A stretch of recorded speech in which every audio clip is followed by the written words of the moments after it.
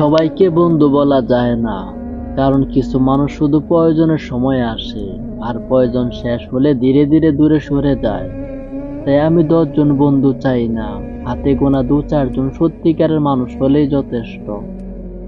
যারা খারাপ সময়ে পাশে দাঁড়াবে, চুপচাপ কষ্ট বুঝে নিবে, আর প্রয়োজনে পুরো পৃথিবীর বিরুদ্ধে গিয়েও বলবে আমি আছি তোর পাশে।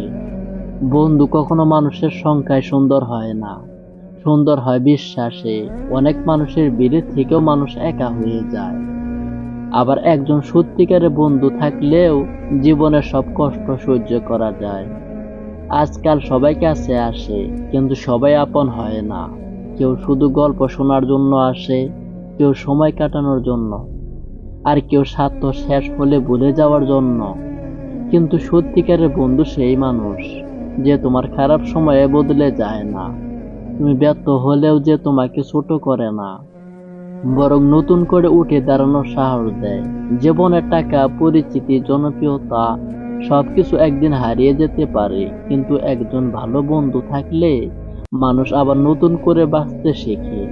তাই জীবনে ভিড় বাড়ানোর দরকার নেই, শুধু এমন কিছু মানুষ থাকুক যাদের কাছে নিজের কষ্ট লুকাতে হয় না, যাদের সামনে অভিনয় করতে হয় না।